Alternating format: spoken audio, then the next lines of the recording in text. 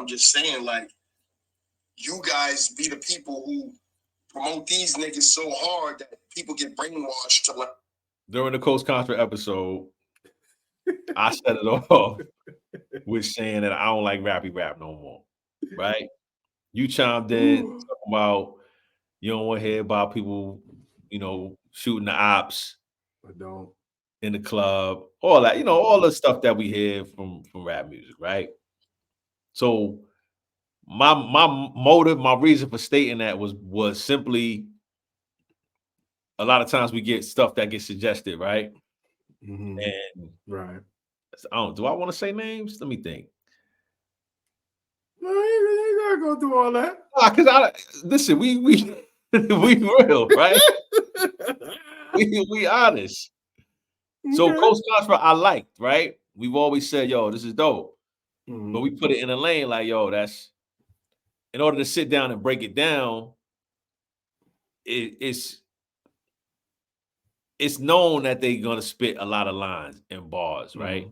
Mm-hmm. What we kind of do is find that hidden stuff here and there, right? It ain't like in your face. So the locksmiths of the world, the Joyner Lucases, True. Who else is like a rappy rapper that is facts. Yeah, well, we don't make his fam. Yeah, I mean, but it's some like rap that you're like, all right, we know every bar you're gonna try to, what I'm saying, rhyme your ass or whatever. Mm-hmm. Not saying we discounted that, but I never looked at Coast Contra as like we gonna feature them on the show because it's almost too much, right?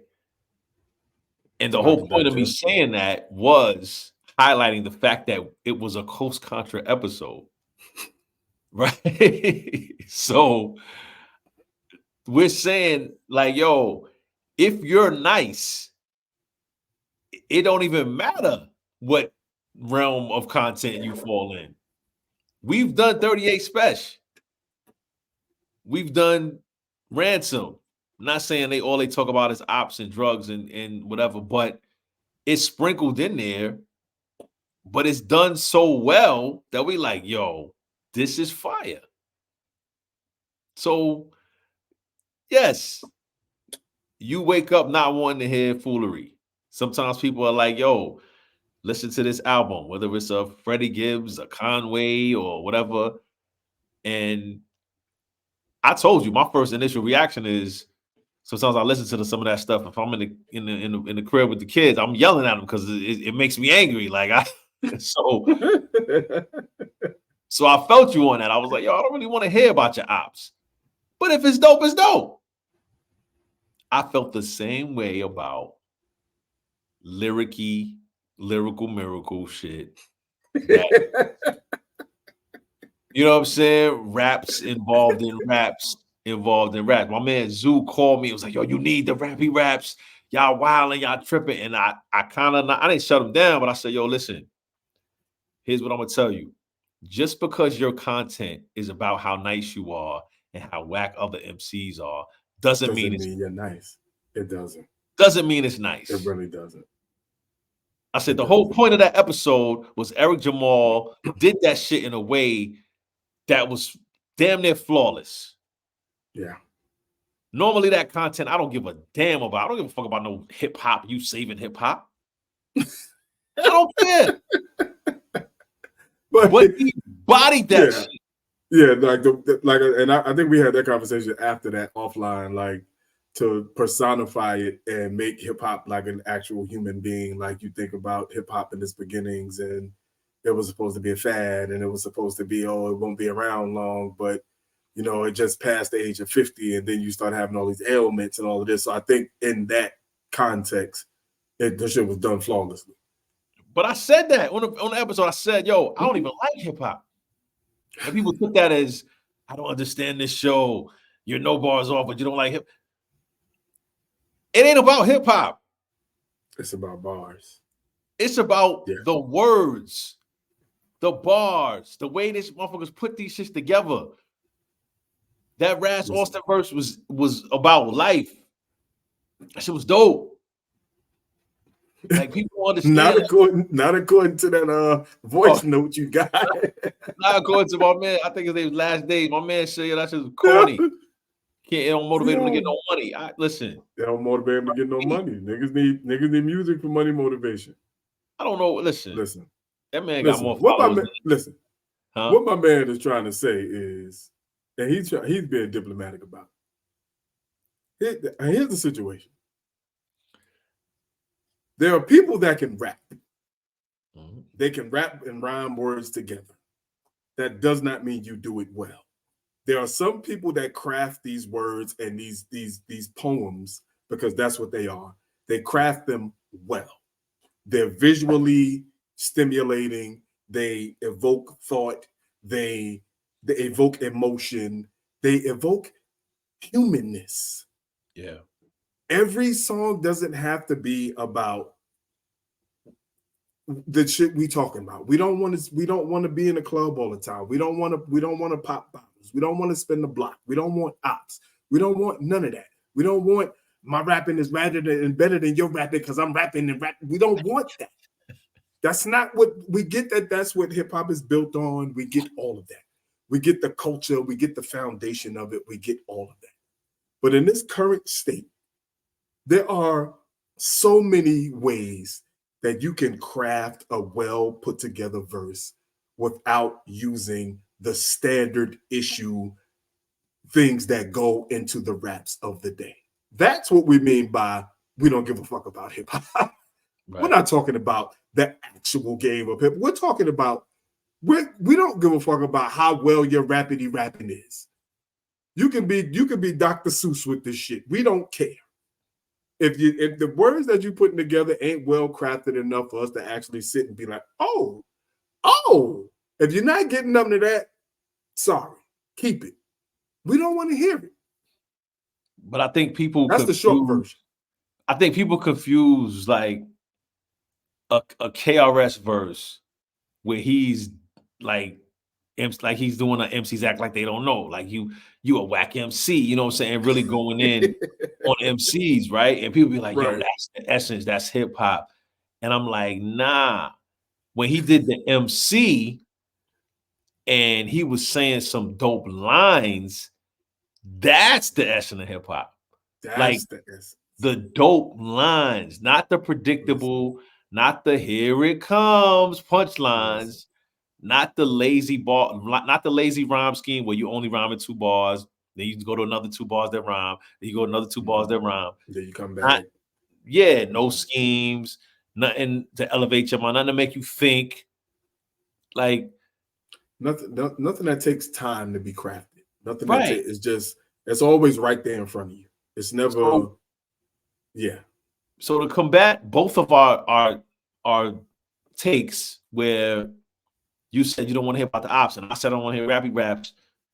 Even if you do those things, if you do it well, we're gonna big it up. If you do Jamal it in a new was fashion, rapping. Yes, we're gonna big it up. That was the point of the episode. Like I'm starting off saying, I don't like rap no more. We listen to Eric Jamal. Oh shit, he killed it. He rapping, and we love it. But it's not hate, dude. Somebody was like, oh, they tried to hate, but they couldn't. Why the fuck would I hate on anything? Listen. Why would we bring it on the show if we're gonna hate on? This is not what we do. And obviously these are people that don't quite understand the platform yet. They don't understand that this is a platform where we spread love and we give flowers to anything that we are presenting on this show. And we joke and we comedic and some shit is not serious all the time. So I'm gonna say, yo, I don't like hip hop, or damn, I was trying to hate it.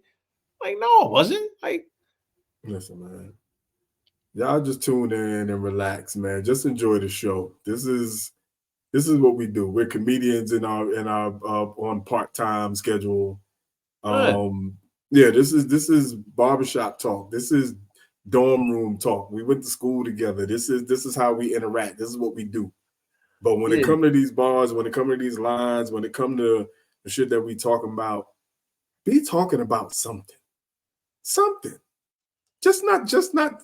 Don't give me the average. I don't want to hear the average. We're not here for that. We're not here for that, especially being former artists. We're definitely not here for that. we getting stuff sent to us, man, and Listen. it really confuses me because if you watch the show and you realize it's a line by line breakdown, yo. It's line by line. So if you send me Listen. something and you got 8 bars where the lines aren't astronomical or even marginally like, yo, he said some slick shit. Why? Man. Like, I don't understand it. Listen, it takes time, man. Greatness takes time. It takes time for people to understand when they're watching greatness. It takes time for people to appreciate it. It just takes time. It's something new. Like it's not what most people do. Most people have these spaces and they find reasons to not like or to dislike something or to pick it apart and say what's not good about it. That's not what we're here for. If it's on the show and we have it, it's because we felt like it's worthy of praise. So what are we here for? Because I think people we've been so positive, right? That the one time we leaked a clip where it might have seemed like we talked about what we don't like. Now everybody, of course, elevated that. What do we want? What do we want to hear? We want to hear stuff like whatever Jamal just said. We want to hear people that aren't afraid to be themselves and want to rap about even even if it's the rappy rap, even if it's the I'm better than you. Yeah. If you can put it together in a very thought-provoking, vocabulary using or elevating way, where you're putting words together that aren't normally used in the daily dialect and or words that are they just aren't a part of the daily vernacular. Yeah. But they kind of make you like they instead of the one syllable rhymes at the end of each bar. Yeah. Try some polysyllabic, rhyming words at the end of each bar. Try that. Or try to rhyme the whole verse, like Drake and Cole, back and forth. We're keeping it simple. Yeah. It's we don't ask for much. Again, we just want something that, as the age that we are, we want something that is not going to have us thinking, I want to yell at my kid because this song made me angry. Because, in the song, he's killing people. He's mad at everybody. He's waiting to pop your top off, pause. And like this, I just don't need that type of energy in my life. But if that's who you are, be that. You know what I'm saying? Yeah, that's who you are, be that. We're not saying there's not a space for it. Yeah, it's definitely. We're not saying don't do it. And listen, we're not completely against gun talk and drug talk and music because there is a way to do that tastefully. It is. There is a way to do that. We love 38 Special. 38 Special to me. Again, we love 38 does sounds authentic and it comes from his vibration to me is higher. You know what I'm saying? It ain't like he in it right now. It's like I'm above it. I did it. I'm talking about it. And you kind of get it. Same with Benny. It's just it's different. You know what I'm saying? You can see that they're removed from it. It's from a nostalgia perspective, as opposed to saying, this is what you do, go get it. This is how you cook it. Put and this much of it. That's reality, right? Because we're not gonna believe a rapper is in it. Like Stove God cooks. Like I'm not believing that you still cooking right now. You know what I'm saying?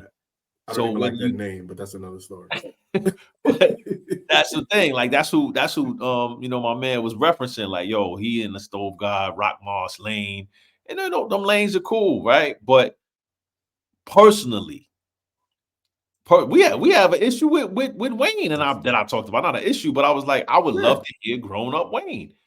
Does it mean that we're not gonna salute bars when he goes off and flows? Nah, we gonna pick that up because he's flowing. But I can still say, yo, I wish we talk about being the age he is. Listen, we wish we could get Angry Aubrey all the time, but we can't. Same, but we not. But when Angry Aubrey shows up, we salute it. We salute it. That's how it goes, man. And the last thing I'm gonna say is the whole lyrical talk. People been hitting me like, yo, shut up. But I be saying lyrical. What's wrong with that? Sorry. Listen, man. Some of this stuff is some of this stuff I'm talking to me. Some of it's personal, right? Right. I rapped about my raps for years. And when I got caught in the whole label situation, I went back and listened. I was like, yo, every song was about where I was in the rap game. Mhm. That ain't entertaining, man. Nobody want to hear that. Like, somebody just tap me on my shoulder, like, yo, man, stop talking about that. Like, talk about something else. So the lyrical stuff is like, it's funny though, man. It's funny, and everybody's done it from Cole to myself to Kendrick. Like, you talk about, because if you ain't shooting nobody, you got a lyrical guy. You got a lyrical guy. You got to have your lyrical AK spray. You're loaded with words. Yeah, that's how it go. But it's funny, man. And then nobody else is gonna say it, right? Who gonna say stop saying lyrical guys? Who gonna tell you stop being lyrical? Definitely nobody in that session. No, nobody in the session is gonna be like, yo, man. Yo, man. You might want to leave out one of them. My rounds run circles around. Like you might want to leave one of those references out. Yeah, I don't know, man. You can still be better than people without absolutely being lyricaler than people. and like I said, there's a way again there's a way to finesse the whole drug talk situation to where it comes off tasteful. That's all we asking for. It is. It's a way to do it. Don't tell me. I just don't want to. I don't want you to tell me you selling cocaine in the open air. I just don't want it. I don't want to hear you at your age telling me you're selling cocaine in the open air, but you're rapping about it. But you're not in prison. But you're like, there's just too many caveats to it. But you're married with children and living a really great life. A really great, like, I just show you at your fashion week. Like, I have a hard time thinking you're in the kitchen at the same time and like the boats is here and all of that. Like, it's hard to process all of that. So you know what's so funny? I feel that way when I hear the misogynistic, fucking this bitch right now type. It doesn't strike me the same, but I'm like, you're married, right? Right. How? Yeah. And not that you can't do what you do, but it's just like, you know what? It sounds like a go-to. It sounds like it's a crutch. Yeah, it's a crutch. Like, it's a crutch. Like, I got this. And it's also it's also one of the, which is probably another topic we'll get into at some point. Yeah. It's also one of the hood fallacies we've been taught that you gotta have all of the bitches, and the bitches is you don't have all of the bitches. Yeah, it's gotta be somebody else's bitches too. So it also goes into that too. So I mean, no, it doesn't sound that's how it works. Yeah. I'm making love to my wife like this, like that. No, I'm fucking it doesn't sound as cool. That doesn't sound I'm fucking your bitch. I'm fucking your bitch. Like, sounds date night with my lady, put it on her. Nah. Yeah, that don't sound right. It don't sound right. No. Your girl swallowed my children. Listen. Be like, damn, did she? That's fucked up. I'm thinking about this shit now. God damn. Listen. You a really good only Future, Hov, and B can make married love sound great. yeah, I guess so, man. Like I don't know of any other song that made married sex sound as amazing as it did on Drunken Love. Nah, that's probably the apex. But that's probably the apex. I respect, but to see somebody like Jay who's big on authenticity, he ain't gonna just throw a casual line like, fucking this whore. Like, people be like, wait, you doing what? What? Ain't you married to Beyonce? Like, don't even. Don't you got 3 children? Yeah, like, so, did she hear this? Oh my goodness, did she okay this? Was she in the session for this one? Listen, like, now you just saying shit. Like, all right, man, that's how I go. I'm done, WWE. I'm done. Man. I don't know if I made it worse, but fuck it. Hey.